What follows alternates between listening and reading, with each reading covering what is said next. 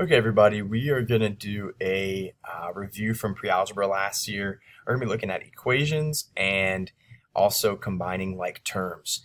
The one thing I will say for you for this video is I want you to follow along just to make sure that you definitely remember how to do it.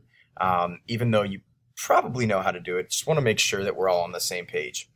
The first thing is there's some blanks up top, and it talks about for when you're solving for a variable, you're always going to want to isolate the variable by performing the opposite operation, right? So if it's adding, you need to do the opposite, which would be subtracting. If it's being divided, the opposite would be multiplying, so forth. You'll want to start by getting rid of what's farthest away from the variable, and we're going to talk about what that looks like. So take a second, fill in those blanks, and we're going to jump into some examples. I'm also going to give you periods where I want you to pause the video and try some on your own before seeing the correct answer, the correct solution. The first couple we're going to do by together. So let's just do it.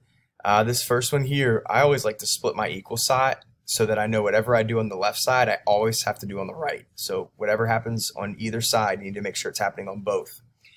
I'm looking where the variable is. It's right here. And I've got a 3/4 and I've got a -5. The 3/4 is closer to the a than this -5 is, so that's what I'm going to start with. And the opposite of -5 is adding 5. So those will cancel. -2 plus 5 is 3. Over here, I'm left with 3/4 a equals 3. And then you can go about this in two different ways. One way is we can multiply by the reciprocal, right? We can flip this and multiply both sides by 4/3. And this is 3/1. The reason this works is because if I multiply my fraction straight across, I have 4 times 3, which is 12, and 3 times 4, which is 12, and 12/12 is 1, so I'm down to just 1a, and that's what I'm trying to figure out is the value of 1a. Over here, I've got 3 times 4, which is 12, and 1 times 3, which is 3, and I can simplify that down to be 12 divided by 3, which is 4, so a equals 4. I did that pretty fast. If you need to pause it and fill in the blanks there, feel free to do so. Otherwise, we're going to go ahead and jump into the next one. The next one here, I need to start with what's farthest away from the variable. And as I look, I've got -5 and divided by 4.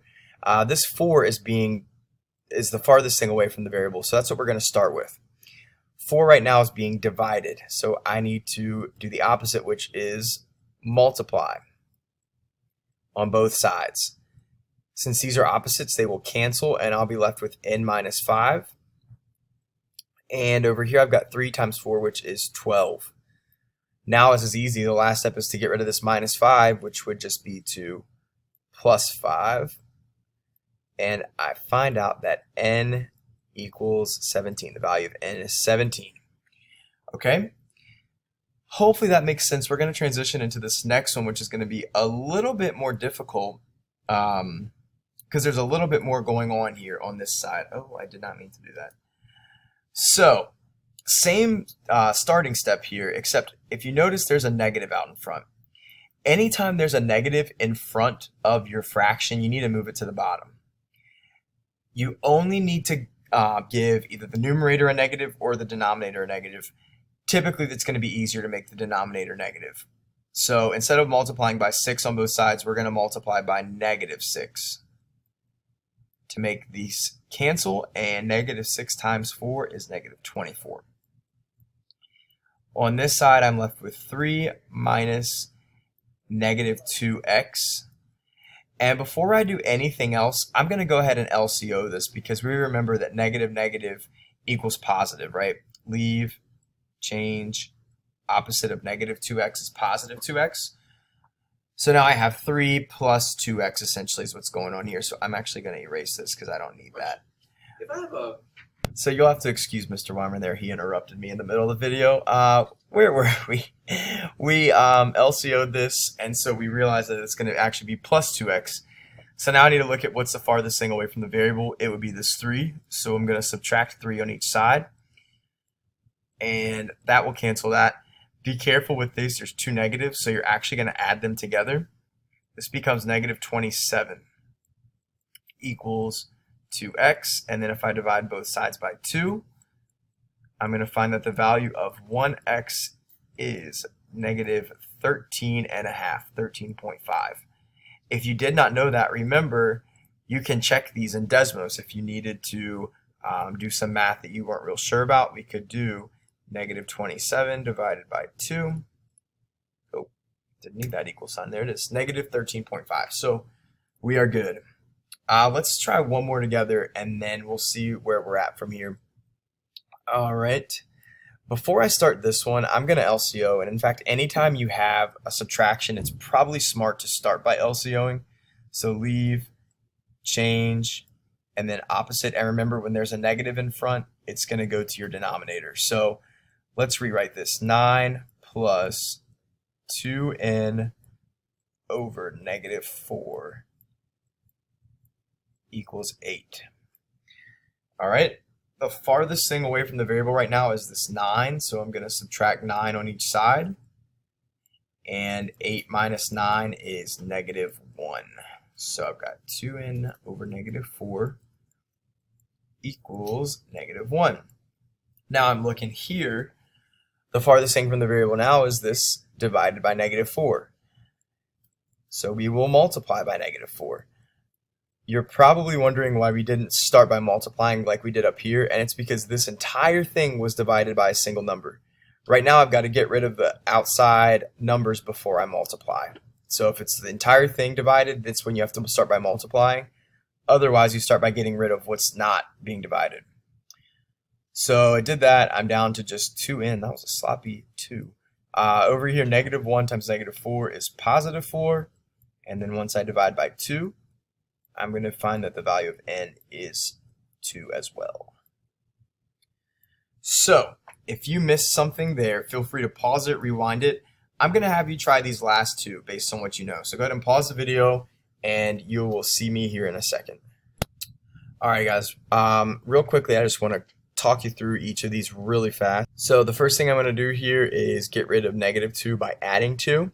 And I'm left with negative 2 on that side. And then over here, the opposite of divided by 3 is to multiply by 3. So you find the value of m is negative 6. On this side, the first thing you should probably do is LCO. And then once you do that, you'll then want to distribute.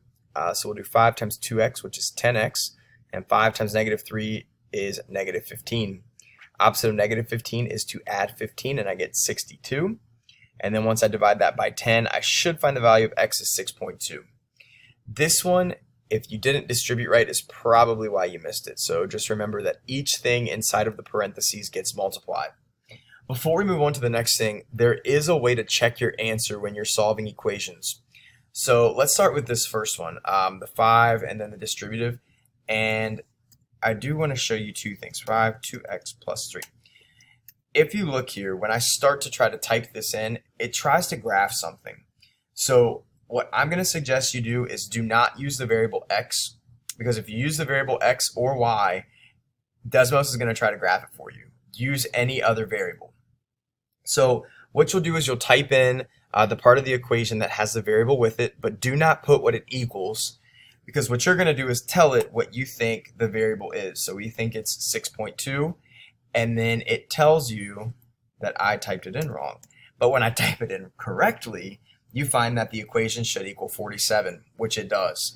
So if we went and looked at this other one here, we don't want to type in the part where it equals, but we do want to type in this negative 2 plus m divided by 3. M divided by 3. And we think that m equals 2. No, we do not. What did we say m equals? Negative 6. I don't know where 2 came from. And we find that when m equals negative 6, this equation should equal negative 4, which it does. So anytime you solve an equation, you can totally go in there and check yourself with Desmos. So again, knowing how to use this calculator will pretty much guarantee that you get questions right. So that's our intro to equations. I'm going to give you one more quick intro here, and it's combining like terms. So first of all, when you're simplifying expressions or solving equations, you should add or subtract the numbers that share the same variable. We've kind of talked about this briefly this year already, and you should have seen this in pre-algebra last year, but this is just a quick refresher on how to combine like terms. So if we look at the first one, I'm going to go ahead and tell you right now, this is a time where you always need to start by LCOing. And the reason we do that is so we can see what numbers are negative and what numbers are positive. So I look at this first one, that's adding already, so I'll leave it. This one's not, so I need to leave, change, opposite. So that's negative 4y. That one's already adding. Here we're not. Leave, change, opposite. And that's adding. So now I can see that this is negative 4y and this is negative 2z. The next thing I'm going to do is combine all the things I can combine. So I'm going to start with these x's. I have an x here, and that's it. So you're looking at the numbers. That's what's being added. I have 5x and 7x for a total of 12 x's.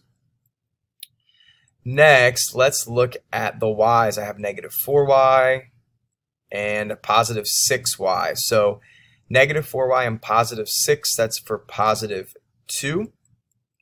And I also think it helps if you X out the things once you've already used them so you can see what's left. I have some z's now, 8z and negative 2z for a total of positive 6z. And I'm going to put a slash through that so you know it's a z and not a 2. Once you've combined everything that can be combined, that's pretty much it. So these are nice. These are not too difficult. I'm going to let you try this next one here, so go ahead and pause it and try that one on your own. Alright, so I just finished up here. The first thing I did was I LCO'd over here. I combined 3 things that had a variable of m, and I got a total of negative 10m. And then I combined the 2 things that shared the variable n for 5n. And that's it. Looking at this next one, I'm going to have to distribute before I do anything. So we're going to do 3 times x, which is 3x. And I'm going to do 3 times 4y for a total of 12y. Then I'm going to go in here and LCO this stuff. So leave, change, opposite, leave, change, opposite. So I have plus negative 2x and plus negative 7y.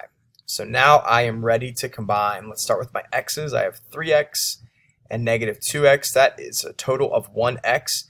Anytime the coefficient is 1, you do not need to write it. You can write 1x, but you don't need to. And so I'm done with all the x's. Next, I've got some y's. I've got 12y and negative 7y, so that will be positive 5y, and that's it. That's it. So I'm going to let you try this next one. There are 2 sets of distributing, so just be careful with that. Just do this one. Don't move on to the next one yet. Alright, so after you distributed this one, hopefully you LCO'd that first. We should have had 6a and negative 4b, and then distributing on this side we should have had 4a and 16b, and once you combined your a's and b's we should have been left with 10a plus 12b. Now there is a reason I wanted to have you wait on this one, and it's because it's a little different. Let's go ahead and LCO the first and distribute. So I've got negative 2 times 3p, which is negative 6p. And I've got negative 2 times negative 4r for positive 8r. Now, here is where it gets a little dicey, and it's because of this right here. We need to leave, change, opposite. This 3 is negative. You are distributing negative 3 to the inside. If you did an LCO, you probably would have distributed positive 3, and you probably would have got it wrong. So let's make sure that we always LCO these before we distribute. I'm going to pause it now and let you finish out this problem. Alright, after you finish distributing and combining like terms, hopefully you got to this solution. There is one more I want to show you here, and then I'm going to turn you loose. And again, it's a similar reason that I want to walk through with this one. Always start by LCOing. So we've got 8t, and we've got negative 32y. Now, similar like the last time, we've got this negative here, so we need to LCO this. Leave, change, but there's no number here, it's negative 1. Remember, if there's no coefficient, it's a 1. So you are distributing negative 1 to the inside of this. So I've got negative 1 times 2t becomes negative 2t. And then I've got negative 1 times negative 4y becomes positive 4y. And now I can go about combining my like terms. Go ahead and pause this and finish both of these examples. Alright, so once we finished up this number 5 here, you should have been left with 6t plus negative 28y.